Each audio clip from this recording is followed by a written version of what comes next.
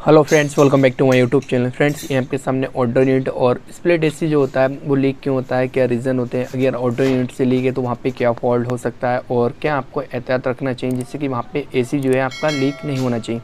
कभी कभी ऐसा होता है कि एसी आपका वार वार लीक होता है, तो वहाँ पे क्या फॉल्ट होता है मैं हर एक चीज़ आपको एक्सप्लेन कर दूँगा। आपको करना है इस वीडियो कंप्लीट वॉच कर लेना है जिससे कि मैं आपको जो इन्फॉर्मेशन दूँ अच्छे से समझ आ जाए। चाहे आपका इंडोर लीक हो या फिर आउटडोर लीक हो या फिर आपकी पाइपिंग लीक होती हो, तो वहाँ पे क्या फॉल्ट होता है तो मैं स्टेप बाय स्टेप हर एक चीज़ क्लियर करूँगा। आपको बस इस वीडियो को, अगर वीडियो पसंद है तो वीडियो को लाइक कर देना है। सबसे पहले आपको नोट करना है कि आपका जहाँ पे आउटडोर यूनिट है वहाँ पे क्या होना चाहिए, फर्श जो होना चाहिए लेवल में होना चाहिए। आपका आउटडोर यूनिट अप डाउन नहीं होना चाहिए, वहाँ पे वाइब्रेशन नहीं होना चाहिए। इस चीज़ को आपको ध्यान रखना है। सेकंड नंबर पे आपको ध्यान रखना है कि आपका जो कंप्रेसर होता है, कंप्रेसर के नीचे 3 रबड़ लगी होती है। जो रबड़ क्या होती है, अगर ये गल जाती हैं, जल जाती हैं या फिर ख़राब हो जाती है, इसमें क्या है पानी वगैरह पड़ता है तो ये गल जाती है। तो आप क्या करें, इन तीनों रबड़ों को अच्छे से न्यू इंस्टॉल कर दें। अगर पुरानी हो गई तब आप उनको रिप्लेस कर दें, क्योंकि यहाँ पे क्या होता है, अगर रबड़ गल जाती है, जो ये गल जाती है, उसके बाद क्या होता है, यहाँ पे आपका कंप्रेसर जो होता है, कंप्रेसर आपका चलता है, फिर हल्की हल्की वाइब्रेशन होती है। जब वाइब्रेशन होती है तो वहाँ पे क्या है, पाइप अटैच होते हैं, तो वहाँ पे लीकेज होने के चांसेस रहते हैं। तो एक तो ये फॉल्ट होता है कि आपकी जो रबड़ है, तीनों रबड़ें एकदम प्रॉपर तरीके से होना चाहिए। वहाँ पे एक होगी, अगर 2 गल गई हैं तो वहाँ पे ये दिक्कत आएगी, क्योंकि कंप्रेसर जहाँ आपका चलता है तो वहाँ पे वाइब्रेशन होती है। तो आप क्या करें, उनको न्यू इंस्टॉल कर दें जो रबड़ है तीनों। उसके बाद आपको नोट करना है कि आपकी जो पाइप होते हैं, जो यू टाइप पाइप हैं, आप इस तरीके से देख रहे हैं, अगर ये टच होते हैं तो आपस में टच होते हैं, ये बहुत ज़्यादा करीब होते हैं। जब आपका कंप्रेसर चलता है, एसी ऑन होता है, उस समय क्या होता है, ये रनिंग कंडीशन में होता है, तो यहाँ पे क्या है, पाइप आपस में टच होते हैं। जब ये टच होते हैं तो आप देख रहे हैं ये स्क्रैच वगैरह आ गई है, स्क्रैच जैसे आ गया, ये कंटिन्यू टच रहेगा तो उसके बाद क्या है, ये लीकेज होना स्टार्ट हो जाएगा। क्योंकि यहाँ से क्या होता है, पाइप आपस में टच होते हैं दोनों, फिर ये लीकेज होना स्टार्ट हो जाता है। तो इस चीज़ का भी आपको ध्यान रखना है कि अगर आपके पाइप है, ऑर्डर यूनिट को ओपन करके उसके बाद आप देख लें कि कोई पाइप जो है आपस में टच तो नहीं है या फिर बहुत ज़्यादा अनकरीब है, तो आप उसको थोड़ा दूर कर दें। आप रेज़र वगैरह लगा सकते हैं या फिर आप टाई बैंड से इसको बांध दें, जिससे कि वहाँ पे थोड़ी डिस्टेंस रहना चाहिए पाइपों के दरमियान। चाहे आपकी कैपिलरी ट्यूब उसको भी आप देख लें कि आपस में टच नहीं होना चाहिए, आपका ड्रायर हो वो आपस में टच नहीं होना चाहिए, एकदम दूरी होना चाहिए अच्छे, जिससे कि वहाँ पे एक दूसरे पाइप से टच ना हो। वरना कैपिलरी ट्यूब अगर टच होगी पाइप से तब भी वो लीकेज होने के चांसेस रहते हैं। तो आप इन चीज़ का एहतियात रखें। उसके बाद आपको देखना है कि आपकी जो बॉडी होती है, बॉडी जो है बहुत ज़्यादा लूज़ नहीं होना चाहिए। बॉडी के जो भी स्क्रू है, एकदम हर एक स्क्रू बॉडी में अटैच होना चाहिए। उससे क्या होता है, अगर आपकी बॉडी में अटैच नहीं होगा स्क्रू तो वहाँ पे वाइब्रेशन बहुत ज़्यादा होगी और उसके वजह से पाइप लीकेज होने के चांसेस रहते हैं, आपके कंडेंसर लीकेज होने का चांसेस रहता है, या फिर आपका जो बॉडी है बहुत ज़्यादा डिसबैलेंस है, बॉडी बहुत ज़्यादा साउंड कर रही है, तो वहाँ पे पाइप में बॉडी अटैच होती है। तो आप इस चीज़ का भी ध्यान रखें कि बॉडी एकदम प्रॉपर तरीके से टाइट होना चाहिए, एकदम अच्छे से स्क्रू लगे होना चाहिए सारे। इस चीज़ का आपको ध्यान रखना है, ये भी आप अपने माइंड में सेव कर लें, इससे भी लीकेज होने के चांसेस रहते हैं। उसके बाद आपको नोट करना है कि आप जहाँ पे यूनिट टाइट करते हैं तो यहाँ पे आप देख रहे हैं ये पाइप जो है इस तरीके से गए हैं। तो यहाँ पे क्या है, अगर ऑर्डर यूनिट से बहुत ज़्यादा कमी की वजह से ये होता है कि आप जो है इसको टाइट कर देते हैं, फिर ये जो हाफ क्वार्टर पाइप है वो ऑर्डर यूनिट से टच हो जाते हैं, मतलब बहुत ज़्यादा मिल के आ जाते हैं, ये पास होते हैं पाइप ऑर्डर यूनिट के। तो यहाँ पर क्या होता है, जब आपका AC ऑन होता है, रनिंग कंडीशन में होता है, तो वहाँ पर क्या होता है, वाइब्रेशन होता है और यहाँ पाइप जो है ऑर्डर यूनिट की बॉडी से अटैच होता है, तो फिर ये लीकेज होने के चांसेस रहते हैं, फिर आपके नट लूज़ हो जाते हैं हल्के हल्के। तो ये चीज़ भी होती है, तो इस चीज़ को भी आप नोट कर लें कि आपका जो पाइप है वो अच्छे से थोड़ा दूर ही होना चाहिए ऑर्डर यूनिट से, जहाँ पे हमने यूनिट टाइट की है। इसके जो हाफ क्वार्टर नट हम टाइट करते हैं, जो एलन की वॉल है वहाँ पे, तो इनमें क्या होना चाहिए, ये ऑर्डर यूनिट के पास नहीं होना चाहिए। इस चीज़ का भी आपको ध्यान रखना है। अगर ये पाइप कम है तो आप पाइप ऐड कर दें या फिर ऑर्डर यूनिट थोड़ा साइड से रख दें। इस चीज़ का भी आपको ध्यान रखना है, जिससे कि वहाँ पे पाइप ऑर्डर यूनिट से टच नहीं होना चाहिए।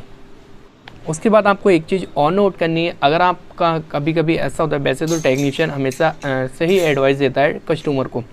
अगर कस्टमर वहाँ पे क्या होता है, स्टैंड नहीं लगाता है, फ्लोर स्टैंड नहीं लगवाता है, तो वहाँ पे क्या होता है, ईंटें रख देते हैं, जैसे कि अभी हाँ रखी हैं, ये कस्टमर की ही कमी है। तो यहाँ पे क्या है, टेक्नीशियन ने बोला था कि यहाँ पे स्टैंड रख लो, बट इन्होंने कहा कि ईंटें रख दो। ईंटें रखी होती है, वहाँ पे क्या होता है, ईंटों के ऊपर ऑर्डर यूनिट रखा होता है, वहाँ पे वाइब्रेशन के चांसेस रहते हैं और वहाँ पे लीक होने के चांसेस बहुत ज़्यादा बढ़ जाते हैं। तो ज़्यादा बेटर है ईंटों पे ना रखें, आप नीचे फ्लोर पे रख दें तो ज़्यादा अच्छा है, वरना आप स्टैंड पे रखें, फ्लोर स्टैंड पे, वहाँ पे आउटडोर अच्छा रहता है और बॉडी भी सेफ़ रहती है।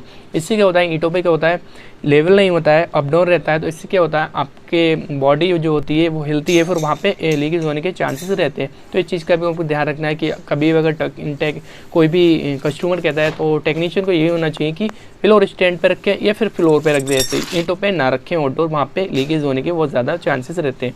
अब यहाँ पे एक चीज़ और है, यहाँ पे आप देख रहे हैं ये जो पाइप है, कस्टमर ने इतना ही पाइप छोड़वाया था, हालांकि टेक्नीशियन ने बोला था कि पाइप और ज़्यादा छोड़ दो, दिक्कत होगी।